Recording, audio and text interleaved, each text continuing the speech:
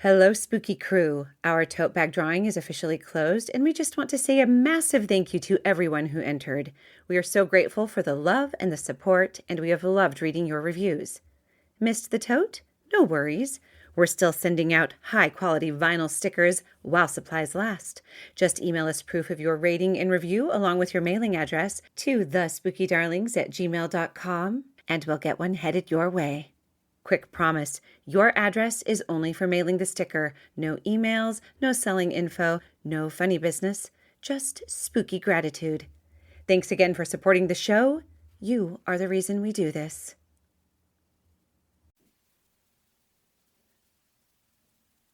You're listening to The Spooky Darlings, a podcast where three sisters get together and tell stories of creepy, spooky, crazy, and exciting things. And I'm Nettie. I'm Haley. I'm Emily.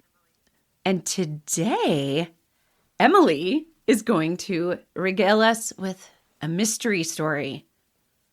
One of us knows. I only know that I've seen the footage to do with the story. That is all I know. I don't know the names of anyone, I love these clues. I'm completely in the dark, listeners.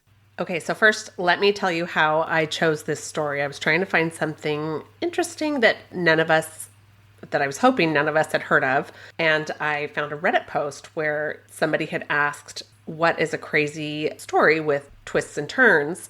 And this user replied, check out this article. And there was a Vanity Fair article that they linked to.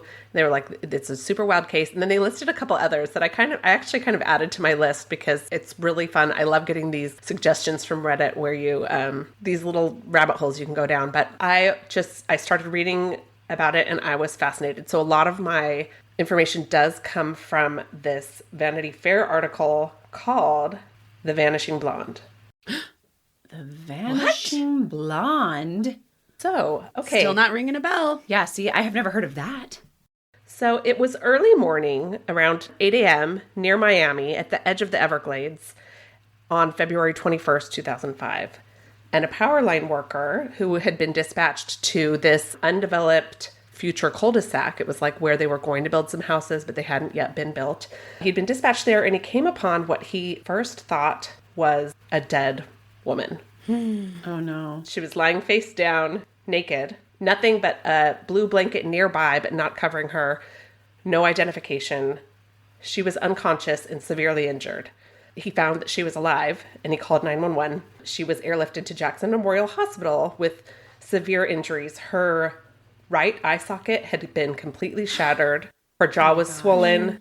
She had intense bruising, severe head trauma. Whoever left her there thought that she was dead. Like she'd been left for dead. Discarded. Yeah. And a rape kit was performed revealing that there was DNA left behind and she had been sexually assaulted. Oh, gosh. So it came to be known that the survivor was named Ina Budnytzka. She was a 21-year-old Ukrainian woman, and her English was very, very limited. And so communication was very difficult. She couldn't speak at first when she did regain consciousness, but she was able to write. And one of the first things that she did was ask for her lawyer. So the police were like, what? This is super weird. Like, that is not what somebody in this situation normally would ask for. Like, what is she involved with? So they were a little bit suspicious of her kind of out the gate. And they're like, that's just not typical when you're looking at somebody that's been attacked in this way. So the police learned that she had been living at the Airport Regency Hotel, which was about 8 miles away from where she was found. And she was recovering from a work injury that she had incurred while she was working for Norwegian Cruise Lines. She had cut her hand so badly that she required rehabilitation. So she'd actually filed a suit against the cruise line. They didn't put her up in the hotel until after she filed the suit. So she had filed a suit against the cruise line, and they put her up in this airport hotel, but it was in a strange city. She was not from Miami. She didn't know anybody there. She didn't speak the language well. So that's actually, it turns out, why she asked for her lawyer, because he was the only person that she really knew. Right. Oh, wow. Yeah, but that would make you wonder, like, as an investigator, you'd be like, okay, what is this woman involved in? Exactly. But the first thing out of her mouth is lawyer. Yeah, exactly. And then as she starts to share what she can remember, her memories are really, really fuzzy. And sometimes they change, sometimes they're contradictory. She did have severe head injuries. And as she lay there in the lot where she was found, she did come in and out of consciousness. And she said she remembered feeling like so cold. She couldn't move. She couldn't stand up. She couldn't walk. She just felt so helpless. So as she starts to try to share her recollections of what happened leading up to this, she says that she remembered maybe being attacked in her fourth floor hotel room by 2 or 3 white men, possibly with Hispanic accents. She later says that maybe it was Romanian accents. Okay.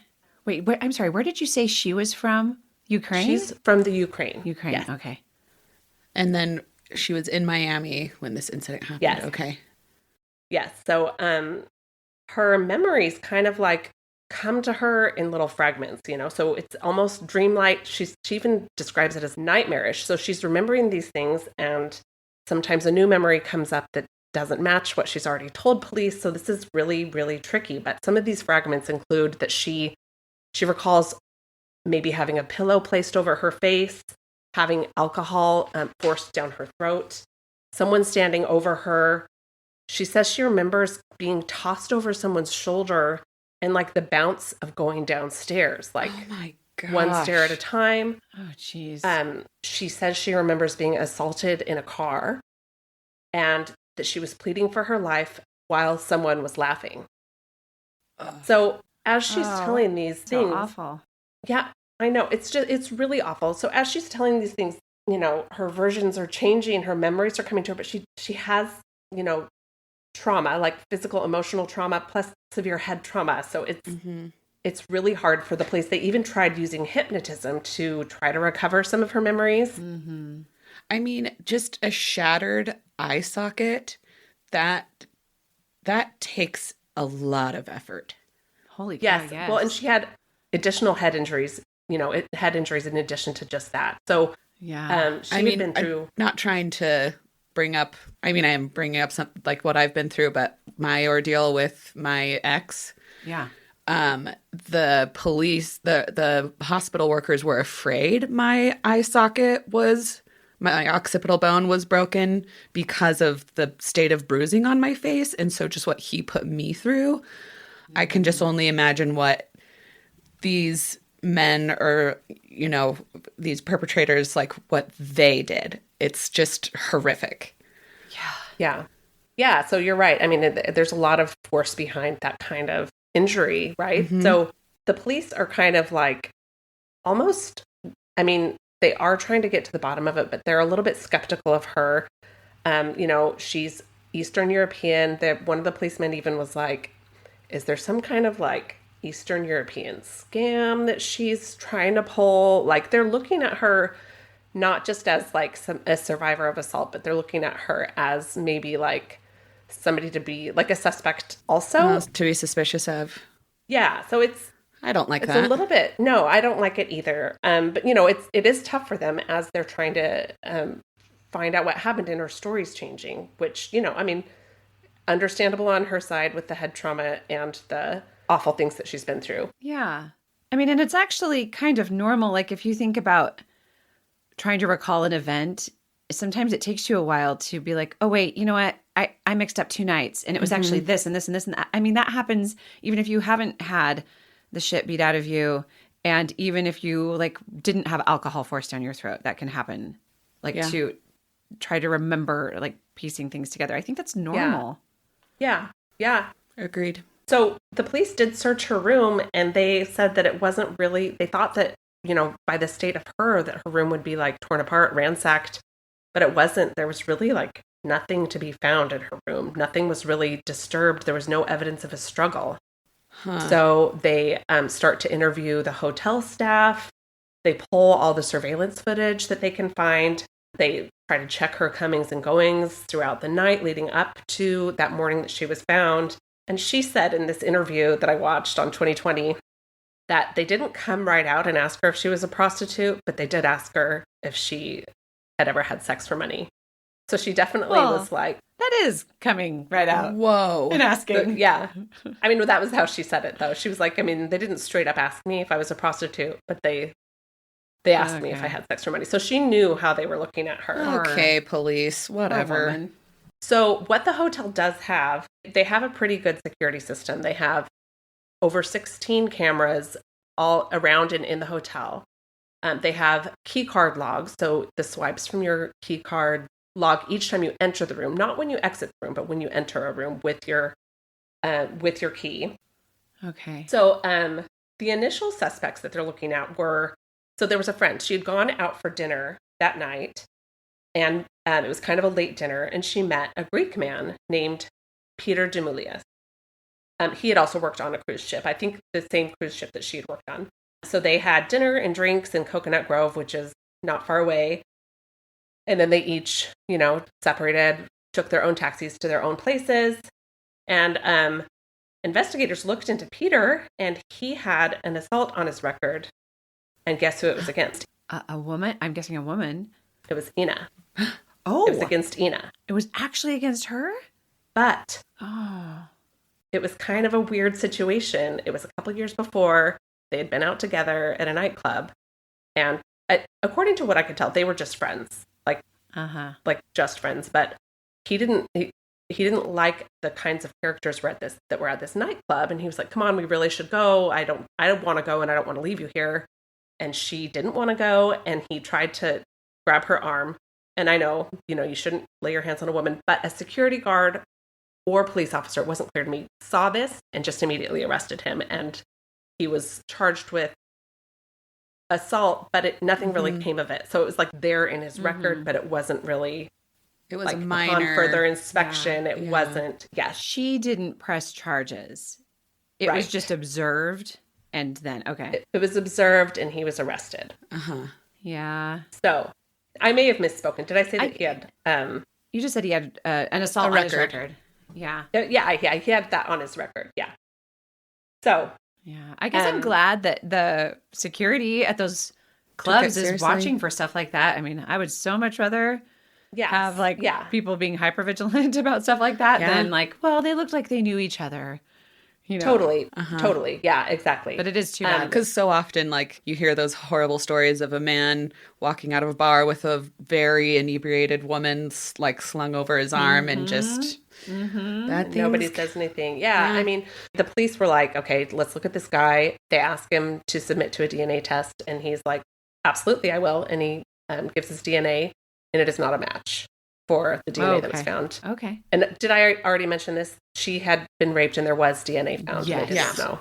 Okay, so another man that they looked into was the night manager at the hotel. His name was George Perez, and Ina had been staying there for a little while, so she was friendly with anybody that she could find a listening ear with, honestly. So she would stop and talk to the hotel staff. She was bored out of her mind. She was 21 years old in a strange place, cooped up in a hotel while she recovered from a hand injury.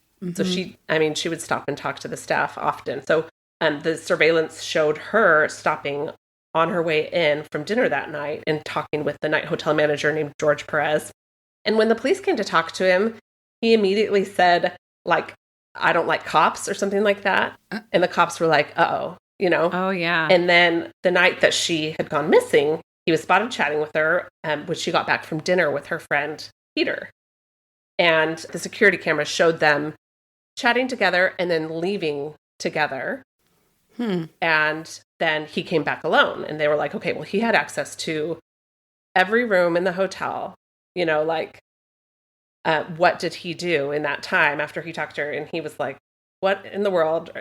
She seemed like she'd had a couple drinks. She was probably fine, but I offered to walk her to her room, and I did. I got her to her room, and then I came back. Yeah. How much time had passed? Did that match up with that? What his description matched up with the amount of time that lapsed between when they saw him on camera? Yeah. Okay. Yeah, it did. And so I told you there are a lot of security cameras around the lobby areas, around the outside of the hotel, so they can see who entered and exited the hotel. They can see who goes into the elevators, but they did not have cameras on the specific individual floors of the hotel because they said that would violate guest privacy. So you can't see who's walking down the hotel hallways. I don't know if I like that. No, I'd rather have cameras in the hallways. Yeah. So George Perez, the night manager, also voluntarily submitted to a DNA test, and he was ruled out. Okay. So neither of these two men were a match. And there were a lot of guests coming in and out of this hotel. There were 174 rooms, plus, all of the staff, plus visitors of registered guests. So not everybody coming in and out of the hotel was, registered. Mm-hmm. So it was just like a lot for the police to try to rule out every potential suspect. And the records were not great. The hotel was supposed to get a photocopy of the license of every guest that registered and stayed there. But they didn't follow this very religiously. And even when they did take the photocopies, they were often grainy and very difficult to decipher what was on the photocopies of these driver's licenses that they were obtaining. Dang it. So the case kind of starts to stall.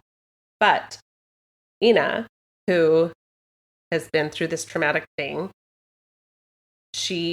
and I think her lawyer probably helped her decide to do this, but they decide to file a lawsuit against the hotel for insufficient security. Mm-hmm. Because nobody's able to say what happened to her. She feels like she should have been safe there and she was not safe. Right. So, this makes the detectives even more suspicious. They're like, okay, is she really like a scammer, like an Eastern European scammer? Because, right, because she's lawsuit against the cruise ship, lawsuit against the hotel now. The first thing she does is call her lawyer. I mean, I can see how they would go there. But I also just, the state she was in when she was found, why would anyone voluntarily put themselves through that much harm? What's a worse crime? Yes, is the state she was in when she was found, beaten, near dead, nearly dead. DNA. Yeah.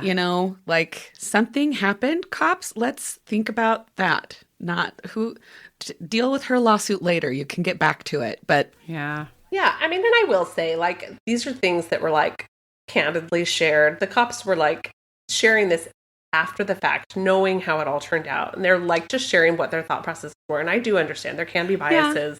Yeah. Mm-hmm. Well, I mean, yeah. And, thank you for pointing that out, because I think that if I narrated my thought process all the time, yes, it would be it would be alarming. It'd be murder, murder, murder. I know, chocolate, wine. So Detective Foote was the name of the detective that had been handling the case up to this point. Mm-hmm. The hotel, though, once Ina filed a lawsuit, they had their defense team hire a private investigator, and his name was Ken Brannon. So Ken Brannon had kind of an impressive resume. He was former law enforcement. He was a police officer in Long Island. He was a DEA agent. He left law enforcement for a short time to become a commodities broker and didn't like it, and then got into being a private investigator. So he was a retired career law enforcement guy and became a private investigator.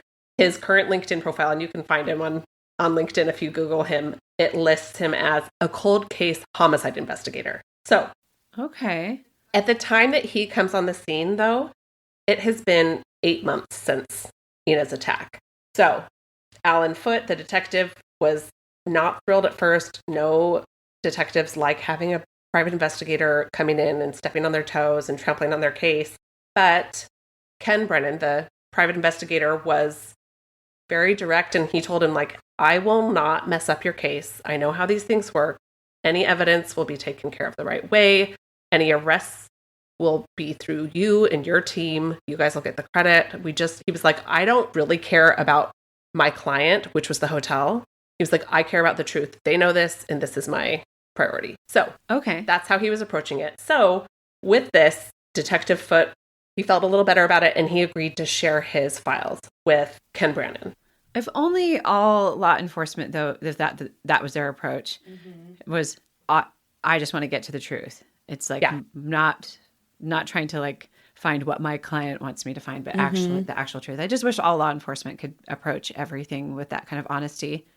Yeah, and I mean, honestly, like sharing what you have. I mean, I think Detective Foot's concerns about like admissibility of evidence, that I mean, that's a real concern. If you have somebody coming in and looking at stuff and stepping on your investigation, like that can be troubling for like how things can be presented in court and what that can do for actually getting a conviction. Yeah. Well, and just the motives. Like if you know you're hiring a private investigator, and they might take the evidence that you've shared and twist it in a way, or try to get ahead of something to just make the narrative turn towards their client. I'm sure that's a concern. Or even compromise it. Yeah, or compromise it. Well, and the sad thing too is that at this point, as I said earlier, it's been 8 months since the attack happened, and they haven't really gotten anywhere with the investigation. And a rape case going cold at that point, like that's not promising for like any kind of follow through, because I mean, Miami's a big city. His caseload, Detective Foot's caseload, was not getting smaller, and he had murders. He had all these pressing cases in addition to this case, which was also pressing, like he didn't want to just like cast it aside, but he kind of realized like that the best chance of closure was to let Ken Brennan take a look at it. He had money from the hotel behind him. So he agreed. He shared everything that he had, including crime scene photos, the key logs, all of the hotel security footage, which, as I said earlier, had over 16 cameras around the perimeter and in the lobbies, covering every possible exit. And the hotel also did have 2 night security managers. So Ken Brennan starts looking at Ina's movements for the night, and he's also not ruling out prostitution. In fact, the hotel is like, I bet she's a prostitute. We can't be responsible for this kind of stuff, So she is seen on the cameras repeatedly that night. She was hard to miss. She had a red puffy jacket. She had bright blonde hair. So she, as I had mentioned earlier, she'd gone out for that dinner with her friend Peter. Can I pause really quick? Yeah. I just like, even if she was a sex worker, they should still give this the seriousness that it deserves. Like, exactly. Trying to like defame her or discount what happened to her if she is a sex worker, like that's so... Yes, for sure. From law enforcement's point of view, that is for sure the way it should be. And I mean, I hate that that a hotel would be like trying to decide whether they have any liability based on that. But that's the reality that they were operating with. Yeah. So she was seen on cameras multiple times. She had gotten back from the dinner with her friend around 11:30. Like a little after 11:30. And then, she's alone. As I said earlier, she was chatting with the night manager, and he walked her to her room and came back. Then she left, so she was restless. She around 3:30 in the morning, left the hotel to go walk to a gas station nearby. She was purchasing a phone card because she wanted to call her mom in Ukraine. And the time difference there, it's probably plus 8 to 10 hours. I don't know exactly. So at 3:30 in the morning, she was like, oh, I'd like to call my mom. So she goes and purchases a phone card. And the last confirmed sighting is her returning from the gas station. And this is around 3:41 a.m. She's seen entering the elevator, and a very large, bespectacled, light-skinned African-American man is right near her. And they exchange words. You can't hear what the words are on the video cameras, but he kind of gestures for her to go first. And then they both go into the elevator, and the doors close behind them. The key card logs show that there was 17 minutes between her entering the elevator and the swipe at her hotel room. So they're like, what was she doing in that 17 minutes?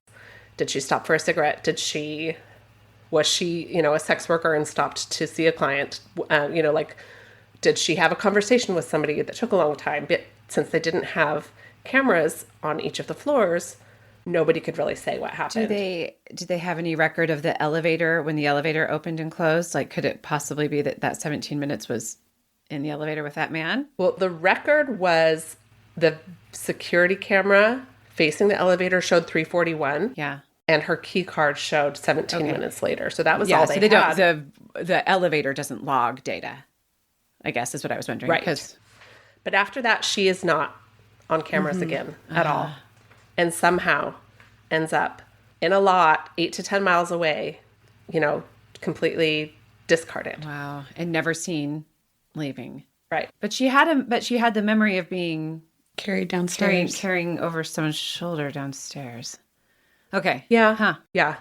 Fragmented memory. Yeah. Yeah. So Detective Brennan, he's like, okay, let's start from the beginning. Let me just look at every single person. He's like, I'm going to look at every guest that comes on and off this camera, every employee, every visitor. It has been 8 months, but he gets all of the information and he is just scrutinizing it as much as he can. He looks at vehicles coming and going, key card logs, all of it. So he pores over the video logs and he's like just trying to catch any little detail, like even some little old grandma. Like I'm looking at every single person, trying to see if there's any possible link to what happened to Ina. Very thorough. And he did find something that the police had missed when lining up their evidence. He found out that the clock on the video camera that was facing the elevator on the ground floor when she had entered at 3:41 had a 17-minute lag. So there was not 17 minutes that passed between the elevator and her key card. Oh my gosh. It was immediate. So she went straight up to her room. She went straight up to her room. So they had this whole period that they were speculating about, and it turns out it was just the camera clock was 17 minutes off. Oh my gosh. I just hate feel like that so much. it's the first thing you should check is like, first, let's make sure our camera time is right. Since we're judging so much on that. Doesn't it feel like that's the first thing you should check? Kind of like 1, 2, 3, clap. Yeah, I mean, I guess so. We're lining things up. I do feel like when you're faced with so much information, it's easy to be like, okay, I'm operating under the assumption that these clocks are right. Yes, of course. I mean, I can see that. But, like, this was the first break, though, that Brennan was like, I caught this, and nobody else caught it. Hindsight's 20/20. Yeah. It's so easy to be like, why wouldn't they check that? But he did find it. He did find it. That's excellent. Good job, Brennan. So, but still, the question remains, how did she disappear from the hotel, right? How did she get out of the hotel and end up 8 to 10 miles away? Yeah. So the cameras in and around the hotel were motion activated. So any movement they would turn on and they would record the movement and then turn off. They had kind of like a period. So this was before Brennan took all of the case files, but Detective Foote's team was like, okay, maybe there's something here. Like maybe somebody found a way to evade these cameras because, none of the exits showed any way that she could have left the premises, right? So they tried like running really fast by the cameras to see if it would detect them or not. They tried going like super duper slowly to see if they could like move extra slowly to not trigger or to like duck down. They tried all of the things to try to see if they could find a way to trick the motion activated cameras. Can you imagine being the rookie that was like, that's your job that day? Okay, Kevin, run. Kevin, crawl. Kevin, slower, Kevin. Yeah. So, I mean, they tried it all and they were not able to trick the cameras. None of it worked. So they considered that there was possibly a window escape. Like maybe she was staying on the 4th floor. They were like, did she jump down? Was she lowered down? Yeah. But they checked the bushes outside of her 4th floor window were not disturbed at all. And she didn't have any marks on her body that were consistent with like having a rope tied around her and being lowered. Like that would be present if she had been lowered out, like tied to something, Right. Or if she had like fallen or been thrown into the bush, there would have been scratches. Yeah, and the bush vegetation outside of the window would have been disturbed, and it was not. So they were basically able to rule out a window exit. Zipped up in a suitcase. Haley, you are so good. So Brennan is like, did she leave in a disguise? What are we missing here? Right? So like when I first read that part, I was like, okay, did she dress up as an old lady? Was she somehow like leaving in a disguise intentionally and then was hurt by somebody? But private investigator Brennan studies the footage again and he notices that large man that had followed her into the elevator at the last sighting at 3:41, he was seen wheeling a suitcase out of the hotel to his car at 5:28 a.m. Piece of work. And as he's exiting the elevator, the wheel catches on the little gap between the elevator and the ground floor and he has to give it a tug. Which means it's very heavy. Exactly. He has to give it like a significant tug to release it. And then he just strolls right out of the hotel lobby, just like totally cool, totally calm, just goes right on out. But then less than an hour later, he returns without his suitcase. And he does not check out that day. So, Who is this asshole? right. So, Brennan is like, okay, that suitcase had to be super heavy. Catch on the gap. Everybody thought that the suitcase was a carry-on based on the footage. You know, and a carry-on suitcase is too small to fit an adult woman. Ina was a very small woman. She was like, 5 feet tall or 5'2" or something. She was very small, but she would not fit inside a carry-on suitcase. But Ken was like, I have a weird feeling about this. So he used comparative measurements. He used the height of the elevator, that like where the suitcase hit on the height of the elevator, and then he used a doormat that he strolled past. Smart. And compared these measurements to the suitcase to determine that it was not a small suitcase. It was a normal sized suitcase. It was just a very large man that made the suitcase look extra small. Right. He figured out the actual measurements of the suitcase, purchased a suitcase the same size, and had his friend's girlfriend, who was the same size as Ina. Oh, gosh. Kevin's girlfriend?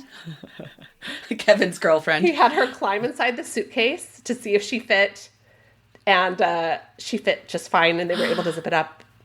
And he was like, this is our guy. This is it. This is how. Yep. So that's all I knew about this case is I saw the footage of the guy leaving the elevator. Okay. So that is that. And then I saw like the footage of her going on the elevator and then the footage of her leaving, like in a TikTok or some kind of, YouTube reel a couple like years ago. Like it was a few years ago that I saw it. Yeah, this was in 2005, right? Is that what I said? I don't remember, but I believe that is correct. Yeah, it was 2005. So this was, 21 years ago.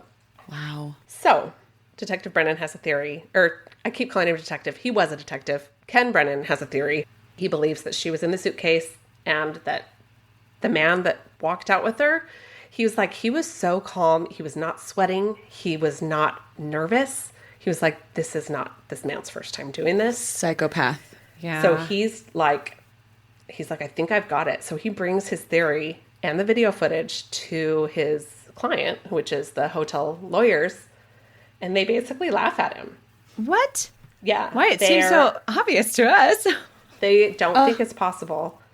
But he convinces them that paying his rate to see this through is cheaper than having to pay out in a settlement to Ina. So they're like, okay, I guess if this is all you have to go on, like, go ahead. So he gets the go ahead to continue investigating. Wait, so if he proves that she was kidnapped by this guy, then they don't have to pay her? Even though her lawsuit is about safety? I don't know the details of that part of it, but he was able to convince the lawyers to pay for him to continue to investigate this lead. Right. I think also, though, ruling out one of their own employees was a big thing for them. Oh. Okay. So, Because they could then say, well, we did our due diligence, but there's kind of like it's like one of those things. It's what do you call it? It's a variable, an uncontrolled variable. Okay. I guess that, yeah. So even though they have a guy, they've got this theory, they've got a guy on camera, they can't figure out who the guy is. The hotel records are not helpful. They don't see what room he goes in or out of. They're asking around. Like, God damn it. At this point, it's like almost a year prior, and people are like, I don't remember this guy, So the records aren't helpful, and they're still trying to figure out who this guy is. So Detective Brennan, he's like, I've still got more footage to go through. He's scrutinizing all of it. And he sees this big guy coming and going a few times. And he decides to just try to find all of the footage where this guy is, just to see if he can determine anything else about him. Mm-hmm. And he notices that he is sometimes with this other guy. And in one encounter, the companion that he's with has a t-shirt, a white t-shirt that has the word Mercury on it. And he's like, okay, that's got to mean something. So he's trying really hard to see what's on the other side of his shirt, and he sees that the guy has a lanyard on. But this is grainy hotel security camera footage, He can't make it out. He contacts NASA and he's like, hey, this is what I've got. I've got this camera. Can you guys like enhance it, you know, like on like the way they do on like a Jason Bourne movie or something? And NASA's like, of course we can. Well, unfortunately, no. I am actually impressed that he got a response from NASA. They got back to him and they were like, we're sorry, with the type of camera that the footage was obtained on, there's no way to enhance it, you know, unfortunately. But they did respond and they would have helped if they could. But they were not able to. So he's looking and he makes out a couple other letters on the shirt. There's a V at the beginning and an O at the end, and he kind of is guessing, but he thinks maybe it says Verado, Verado. So he does a Google search. Mercury and Verado together is a boat engine company. And there happened to be a boat show running in Miami the week of Ina's attack. So he's got a little bit of a lead. So he had the lanyard, like it was his boat show lanyard. Well, no, Most likely. The words, I mean, the lanyard probably had this random guy's information on it, but they couldn't make anything out on the lanyard. It was the T-shirt that said... yes. Yeah. I'm just saying that's why he had a lanyard, because he was part of it, the boat like show. a convention type thing. Like a rep. Right, so... Yes, that's how he got in to that boat show. So... I'm sorry, I just really wanted to figure out what the lanyard was for, and that was my personal mystery. Because you're a lanyard detective. You solved it. So he contacts the head of security of Mercury Marine, which is the boat engine company, and asks if they had reserved rooms for any of their employees at the airport Regency Hotel, and they had not. So he's like, okay, what about these T-shirts? You know, he waited 2 weeks for a response, and finally Mercury got back to them, and they were like, those T-shirts were only given out at the food court. It was just like a free item. We don't really know much about that. But the food court was run by a company called Centerplate. But they had like... If I may interject, it sounds like NASA was trying to be more helpful than Mercury. You are probably right. Well, at least they got back. I mean, this is one of those things where, like, as a private detective, none of these people even owe him a phone call back. You know? So, when they do get back, I'm kind of like, wow, you know, like, cool. But, all right. Well, maybe I'll relax on them then. So this Centerplate company had employed over 200 people just at the boat show. So Detective Brennan gets a hold of Centerplate, describes the guy. He feels like he's hit another dead end. He's like asking Centerplate if they remember this tall, large, light-skinned black man with glasses. They don't call him back for a little while, but then he does get a call back saying that a couple people they asked did vaguely recall a man with that description. He was like a 6'4", over 300-pound man who had originally worked at Zephyr Field in New Orleans. Nobody remembers his name. So, unfortunately, though, at this time, Hurricane Katrina had just hit. So when he tries to go to New Orleans, nobody's working at Zephyr Field. Right. You know, a lot of people had completely left New Orleans to, just seek refuge in other areas. So... Yikes. Talk about bad timing. Luckily, though, Detective Brennan had a connection in New Orleans. He had basically saved this other guy's life a couple years before and called in a favor to this other police officer. And he was like, I'm looking for a guy, worked at Zephyr Field. So his friend that owed him a favor calls him back and he's like, I've got a name for you, but the name is Mike Jones. And there are thousands of people named Mike Jones. Yeah. But the hotel records did have a Mike Jones who stayed at the Airport Regency. So this is a good start. His credit card said Michael Lee Jones, but the credit card had since been canceled.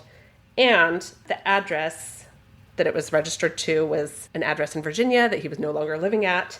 And the phone number that he gave to register for the hotel was the phone number of his employer, Centerplate.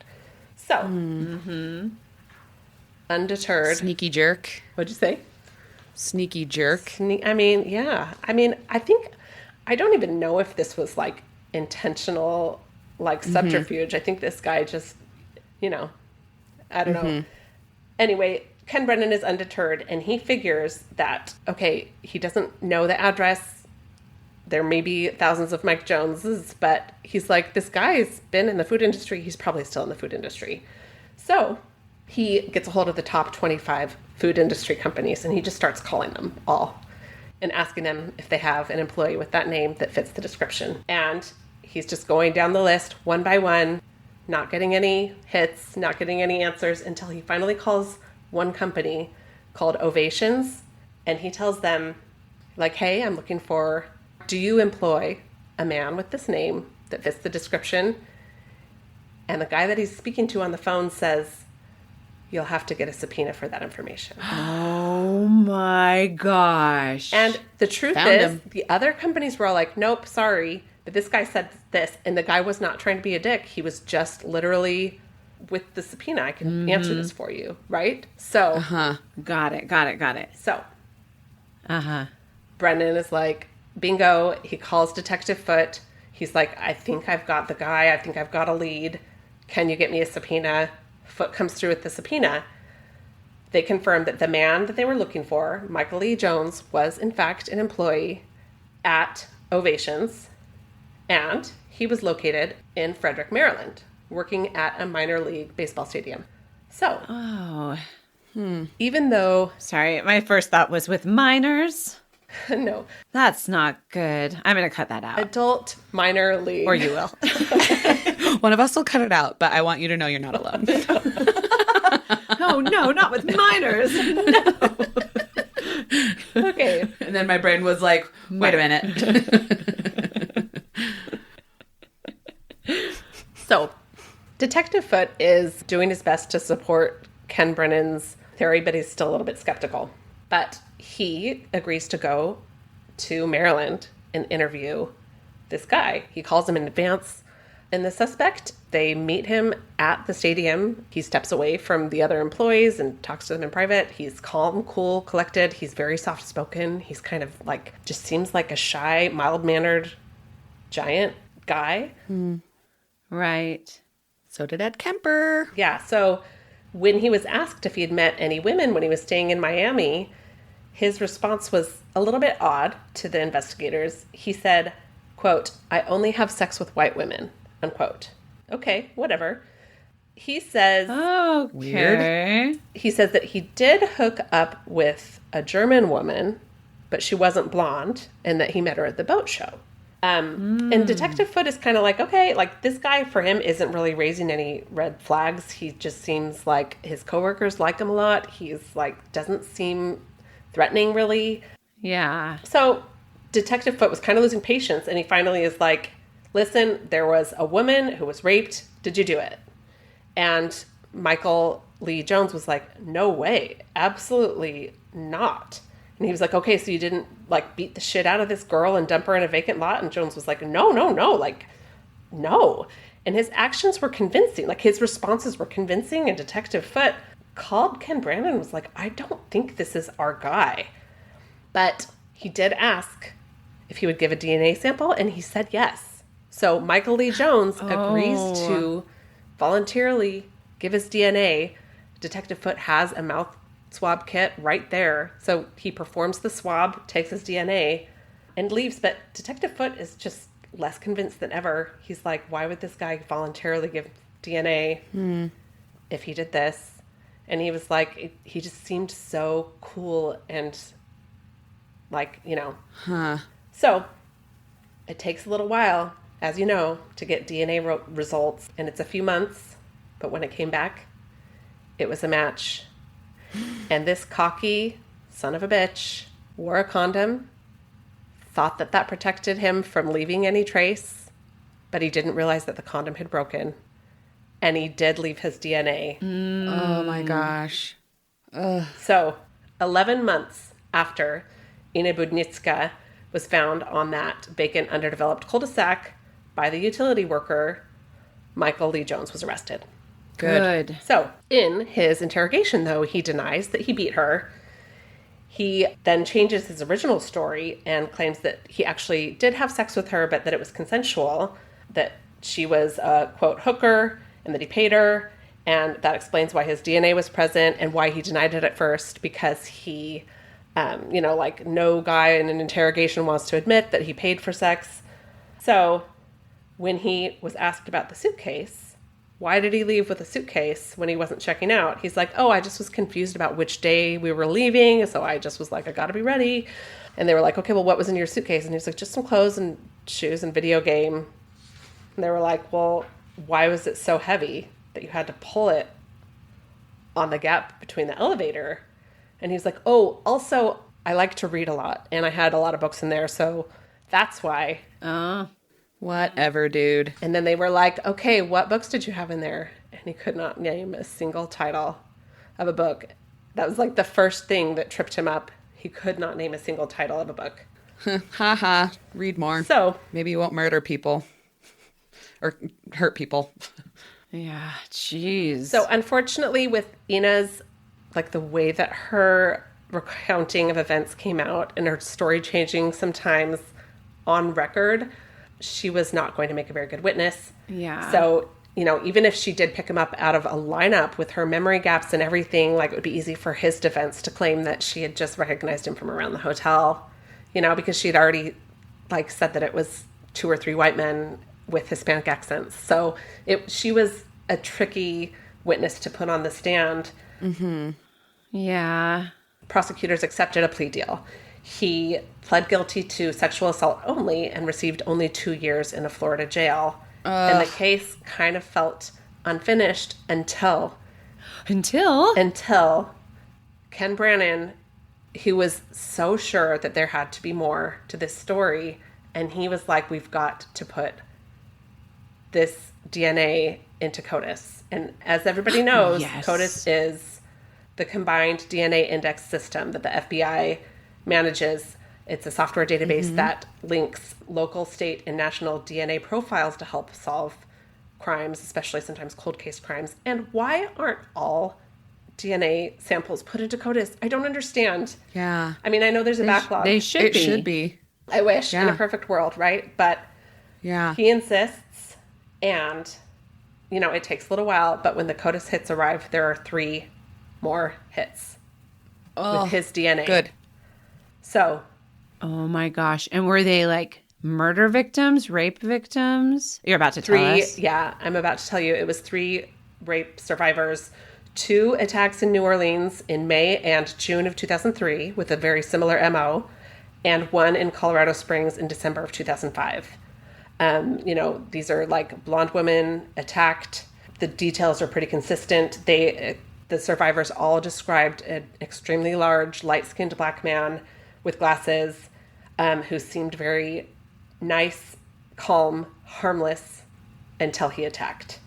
So, Right. Wolf in sheep's clothing right there. Yeah. yeah. So when he completes his sentence in Florida, he had become known as the suitcase rapist at this point. So just because of what had happened with Ina and all of the sensational news coverage surrounding it, he was extradited to Colorado to stand trial.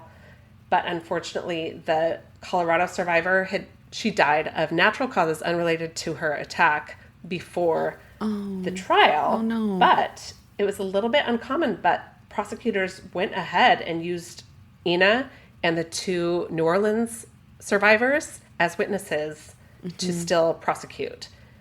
Oh, good. So Ina, as they predicted, she did struggle on the stand. She was not a very convincing witness, but one of the New Orleans survivors was a very powerful and moving witness, and the prosecution was able to demonstrate a vicious pattern perpetuated by this total creep of a guy, and with his DNA present in all 3 cases and this demonstration of a pattern, they totally nailed him, and he was convicted and sentenced to basically a life sentence, 24 years to life. Good. He pleaded guilty to 2 counts of forcible rape, and he will be in prison for a very long time. And Ina did get a settlement from the hotel. She was awarded $300,000. Good. I'm so glad. And that is the story of Ina Budnytzka and the creep Michael Lee Jones. Oh my gosh. Poor Ina. I never knew the full story. So when you said, like, have you ever heard of this? I was like, I know I've seen the footage, but I never knew the full story. Yeah. I think that I had actually read like a little blip that he had been caught, but I had no idea about the afterwards, like that he had been traced to those other crimes. And I just wonder if there's more. There could be more because the only ones that have a hit are the ones that are in CODIS. Right. You know, there could be other, especially, and that was one of the things that Detective Brandon said. He was like, this guy is, I mean, in the food service industry, he's having contracts, he's traveling, he's moving to a lot of different places. Yeah. This is the perfect. He could have, I mean, anywhere. Yeah. It could literally. Well, it could even be undiscovered bodies. And I don't know if the suitcase thing was his. Did you say the other two women were transported with a suitcase? No, Ina was the only one that was put in a suitcase. The others, he attacked and raped them and left them alive. So they weren't beaten as badly. So he may have been escalating. It's possible. Yeah. Maybe there's no bodies, but he was definitely headed toward, because he definitely left Ina for dead. For dead. Yes, he left her for dead. I'm sure he thought she was dead. I just wonder, because, I mean, how easy would it be to throw a suitcase in a landfill? Mm-hmm. You just Also, wonder. Yeah. Or like into the ocean or something, you know, it's like. Yeah. Also, so many victims don't come forward. You Yeah, know? and so many times the DNA, if your rape kit goes past 6 months, isn't it? Isn't that the limitation? Like if you don't press charges within 6 months, I think they throw it away. I thought it was 3 years, Well, but the system is definitely not made for victims. I have no They idea. need to get rid of statute of limitations. it's There shouldn't be one on rape, and they should be keeping those. They should be keeping those samples, even if women don't come forward. yeah. Well, I could be wrong about the 6 months thing, but I know it's something that doesn't feel right. Yeah. Or even if women don't press charges. It could Because even they've be come state forward to if they state. have if they've done a rape kit on a woman to retrieve the DNA, then she at least has been to the hospital. Yeah. So I don't know. Anyway, sorry, that was a real downer of a story, but You told it really well, and I'm glad Ina is alive and they caught the creep he was never going to stop. I know that I've told you guys this before, but when I was in Vegas, like years ago, like in I think it was like 2017, we stopped in the like downtown casinos, like the Four Queens, like that, not the one that like where the Luxor is and like Bellagio, but that one that's like Gold Nugget in that part of downtown. And we were walking through a casino, and this was like way pre-pandemic. It was not the norm for people to be wearing masks in public. And this very large man, but he was definitely a white man, very large man, was like barreling down the walkway, and he had this suitcase behind him that I remember it was bulging. The suitcase was like bulging. It had like a strap around it that looked like it was like kind of holding it together. And the man, even though we were indoors, and he had sunglasses on, I think a hat. I actually don't remember about the hat, but he had sunglasses on and his entire face was wrapped in a scarf. And all I remember thinking was, oh my gosh, that man has a body in that suitcase and he is trying to hide his identity, because his face was just wrapped up. And like that was that brief moment. And of course, I don't know for sure. And it's Vegas. It's not like it was freezing. Yeah. And there were a ton of people, like a ton of people. And it was like that thin material scarf, like not like a winter scarf, but almost like Yeah. Lighter. like a gauzy scarf. yeah, like kind of a gauzy, but his whole face was wrapped up, sunglasses. And that was just my thought. And I've thought about it so much. Like, I mean, do I know for sure? Of course not. And you can't just like stop someone and be like, hey, halt. And also Halt, show me your suitcase. Open that up. I think you have a body in there. But I just remember thinking that he looked all sweaty and nervous and just had a different vibe than the people around him. And I've like just thought to myself, like, what could I have done? Could I have like accidentally pretended to trip and fall and land on the suitcase and like smash it to the ground and see if he just runs? Right. You know, what possible things could I have done? But I just wonder if I passed a man that was trying to get a body out of a hotel. Gosh. Super creepy. Yeah. I know. We should all get super well versed on what our rights are as citizens for citizens arrest. Yeah. For a citizen's arrest. That's my dream. Yes. And you know what else we should get? Those surveillance eyeglasses so that anytime we see someone suspicious, we hit the little record button. And then I'll be like, here, look, I have it on video. Watch my evidence. Speaking of staying in hotels, I can't remember. I think I was listening to, I think it was a podcast. I can't remember which one. And they were talking about like being safe in a hotel. And like if somebody gets on the elevator with you and say it is a man, you're feeling a little threatened, do not push your floor first. You can ask them what floor. And then you can, if you're feeling unsafe, you can push a different floor and they'll get off. They'll have to get off on their floor, right? Mm-hmm. Yeah. Also, you could just get off and be like, oh, I forgot something. You can get off the elevator if you're really feeling unsafe. Yeah. But yes, I thought that was good. Or just scream. And then check your surroundings before you click into your room. Yeah. And it's unfortunate that like that even has to be a thought. You would just hope that we could just be safe in this world, but yeah, there's predators. Well, and it's sad because we don't know. I mean, Ina's memories were like, she even said it. She was like, they come back to me as dreams or nightmares. And she was put through something awful, but her memories, she was having false memories. Like the staircase, there was no point where he took her down a staircase that we know of. Like he looked like he used the elevator and rolled her in a suitcase. Did she, what did she feel? Yeah. I wonder if it's one of those things of like her brain was just trying to fill in the blank. Yeah, probably. So then it makes things up. Yeah. I mean, it's possible. And she was clearly like her brain was just processing. And obviously something super traumatic happened to her, which sucks that you have to look at somebody and be like, will they be a reliable witness or not when they've been through something so horrendous? Yeah. That's so true. Yeah. Well, I'm glad that they caught him, that they found that he was related to other crimes, and that hopefully he's in jail. Did you say what his final sentence was? Yes. So it seemed to me like there were two separate trials, actually. So with the Colorado one, he got 24 years to life. And then in 2015, he pleaded guilty to the New Orleans attacks and was sentenced to 45 additional years. Nice. Okay, additional. I think so, Perfect. yeah. So hopefully. Not getting out, Mike. I hope And not. you're the worst. Never know, but we'll have pictures, I suppose, of Mike, and I don't know if we can do stills of The the suitcase. Yeah, of I the think footage. we can. Yeah, that would be great. Emily, good job. thanks. Great You case. covered that really well. Good job, Vanity Fair, for recommending that to my sister. Yeah. Thanks to the random Reddit user who said what cases were interesting. Yes. Yeah. Are we forgetting to thank anyone? Ourselves Beyonce. Thank you, Beyonce. and Thank Beyonce. you. There we go, Beyonce. Okay, Haley, you want to take us out? Yeah. Thank you for listening. And we are the Spooky Darlings. You can find us on TikTok and Instagram at the Spooky Darlings Podcast.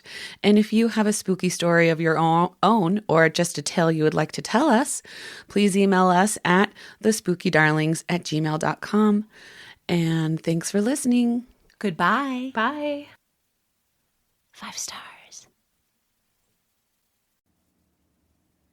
Before we disappear into the shadows, don't forget, we're still sending out vinyl stickers.